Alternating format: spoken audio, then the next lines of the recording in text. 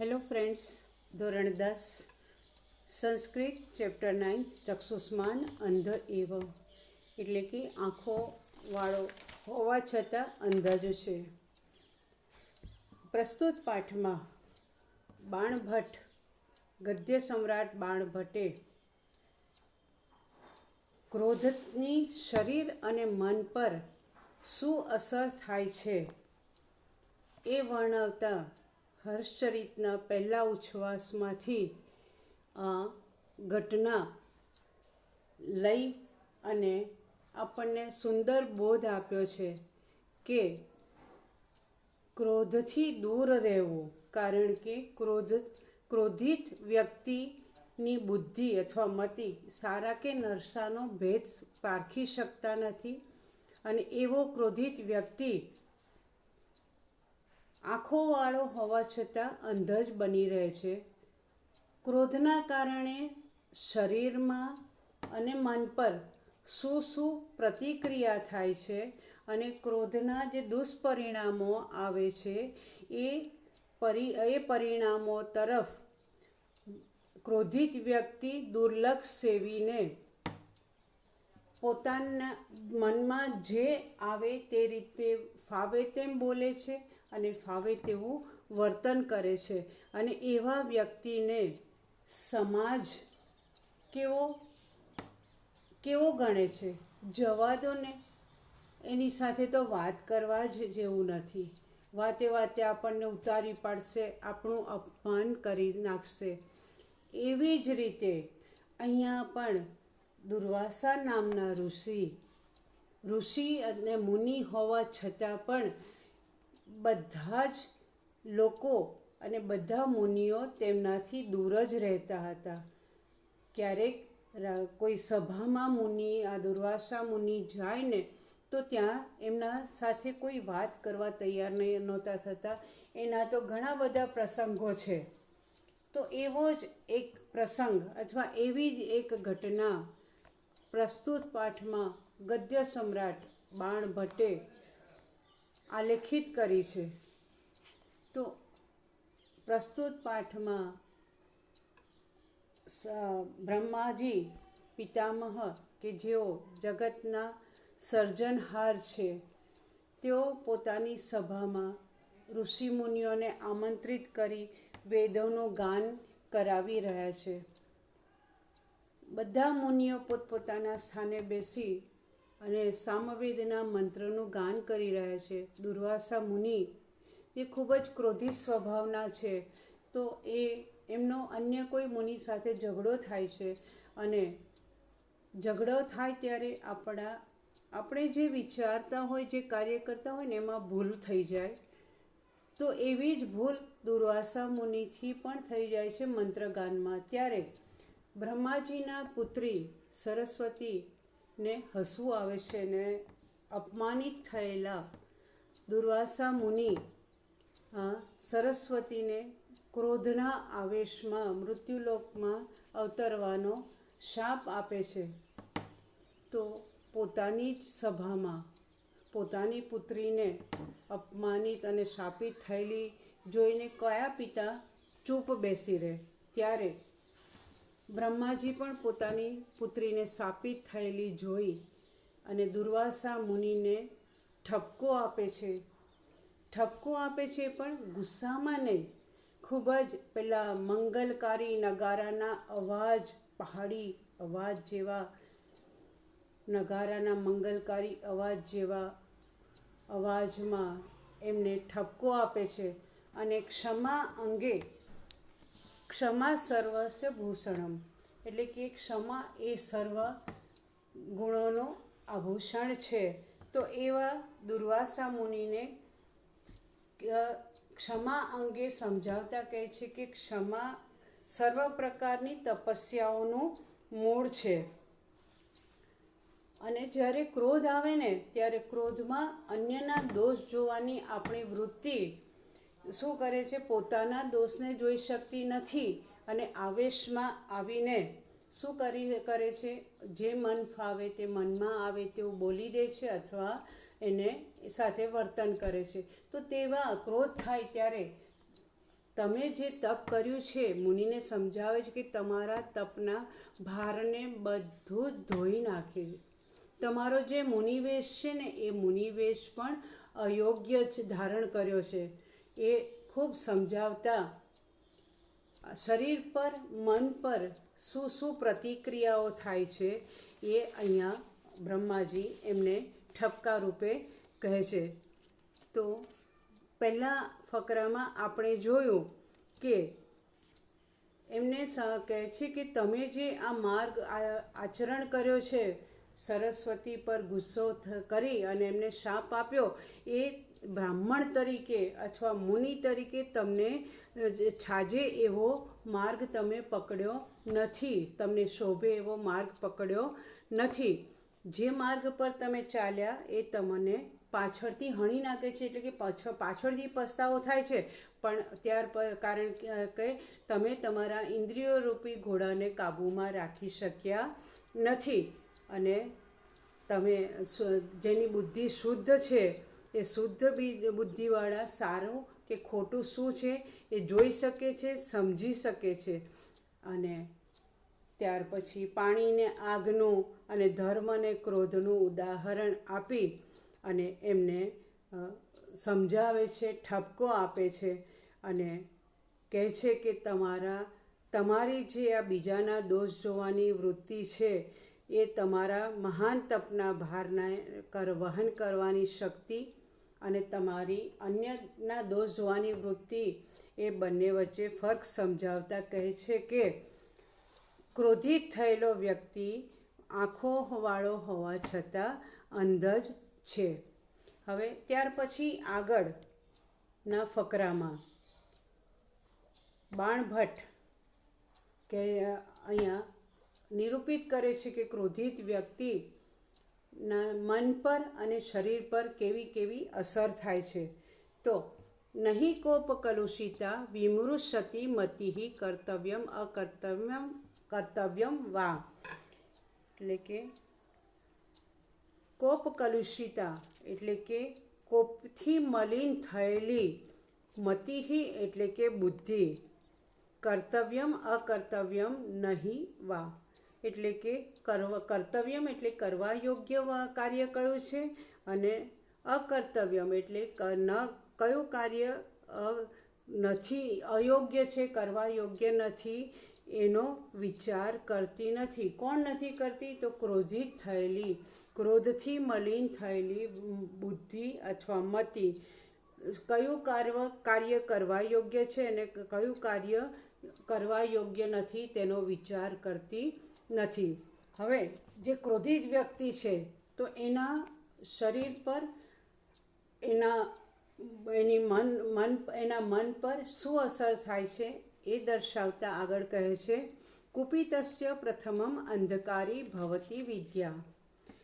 કુપિતસ્ય એટલે કે ગુસ્સે થયેલાની, પ્રથમમ એટલે કે પહેલાં, અંધકારી ભવતી એટલે કે નાશ પામે છે. શું નાશ પામે છે? તો વિદ્યા. ક્રોધિત થયેલાની અથવા ગુસ્સે થયેલાની વિદ્યા પહેલાં નાશ પામે છે, એટલે વિદ્વતા નાશ પામે છે. જો જેનામાં સારું શું ખોટું શું એ કરવા યોગ્ય હોય, વિચારવાની ક્ષમતા હોય, તો એ ક્રોધિત થાય જ નહીં, માટે એની વિદ્યા નાશ પામે છે. એમ કહે છે કે પહેલાં કોપિત થયેલાની વિદ્યા નાશ પામે છે. ત્યાર પછી શું થાય છે? તો તતો ભ્રુકુટી. ભ્રુકુટી એટલે ભ્રમર. મેં તમને 9મા ધોરણમાં કહ્યું હતું કે તમારો ચહેરો તમારા મૂડનો શું છે? મિરર યાની કે દર્પણ છે. તમે કે ગુસ્સામાં છો, તમે શાંત છો, તમે રોમેન્ટિક મુદ્રામાં છો, તો અથવા કંઈ મૂડલેસ છો, ઉદાસ છો, એ બધા જ ભાવ ચહેરો દર્શાવે છે. માટે ચહેરાને દર્પણ કહેવામાં આવ્યું છે. તો ગુસ્સે થાય ને તો એના ચહેરા પર બધા હાવભાવ જુદા જુદા તરત જ દેખાઈ આવે.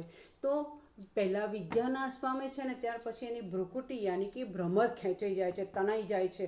શું કરી નાખું, શું ન કરી નાખું, એમ એના ચહેરા પર ભાવ આવી જાય છે, એટલે ભ્રુકુટી ખેંચાઈ જાય છે.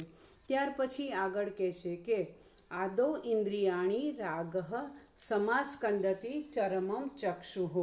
આદૌ એટલે કે પહેલાં અથવા શરૂઆતમાં.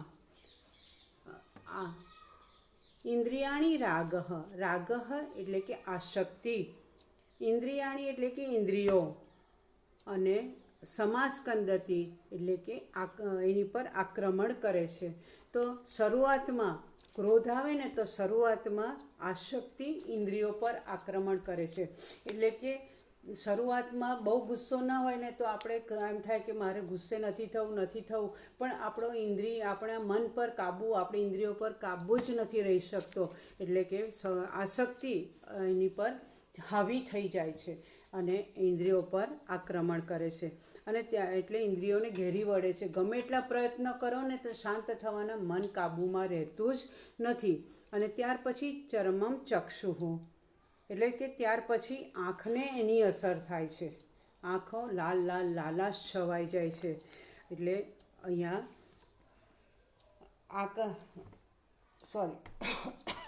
સોરી ત્યાર પછી આરંભે તપો ગલતી. આરંભે એટલે કે શરૂઆતમાં,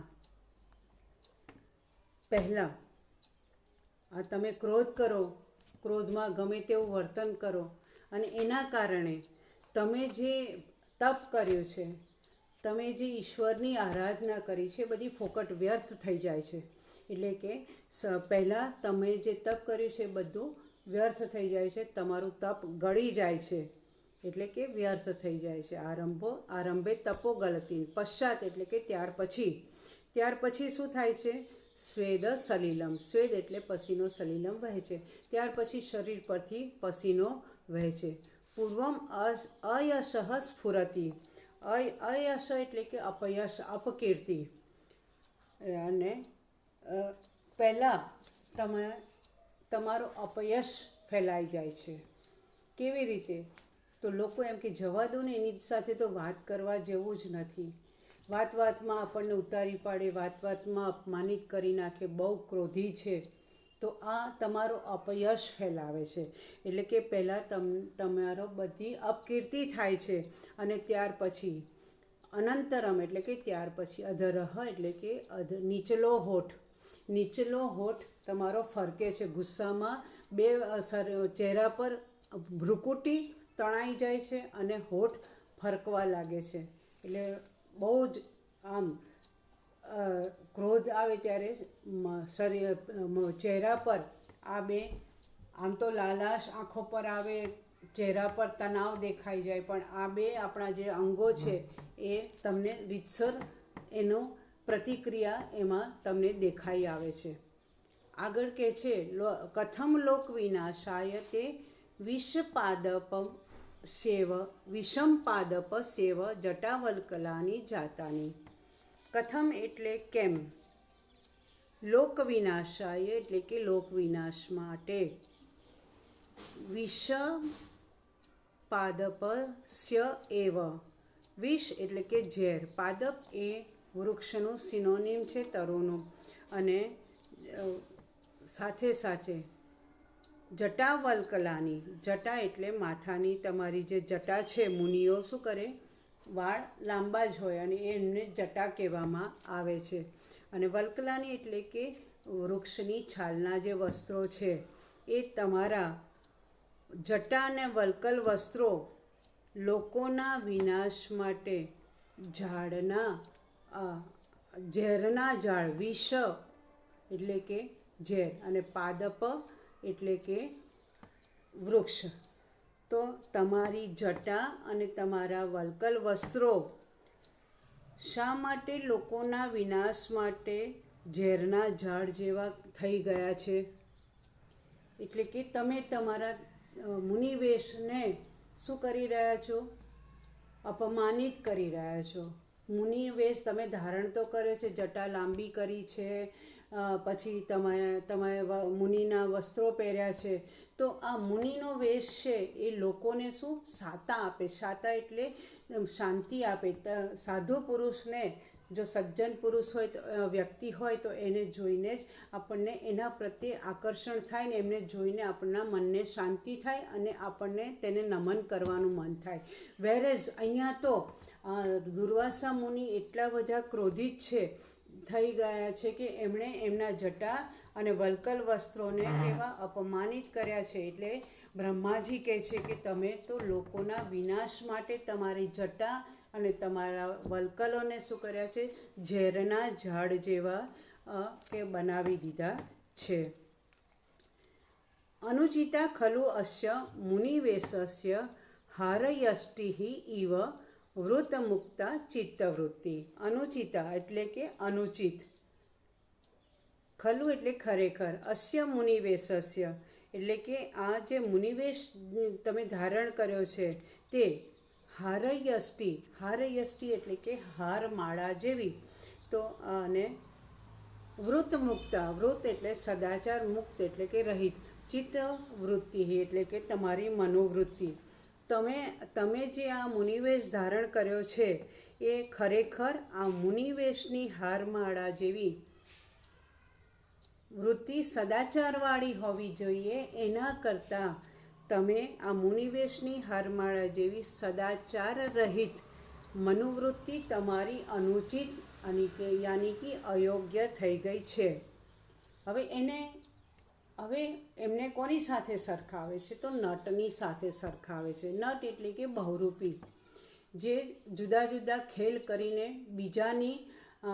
બીજાને શું કરે, મનોરંજન પૂરું પાડે, જુદા જુદા વેશ ધારણ કરે. ભલે અંદરથી તે ઉદાસ છે પરંતુ એ બીજાને ખુશ કરવા માટે શું કરે, જુદા જુદા વેશ ધારણ કરે. તો એવા નટની સાથે સરખાવી અને એમને કહે છે શૈલુષ ઇવ વૃથા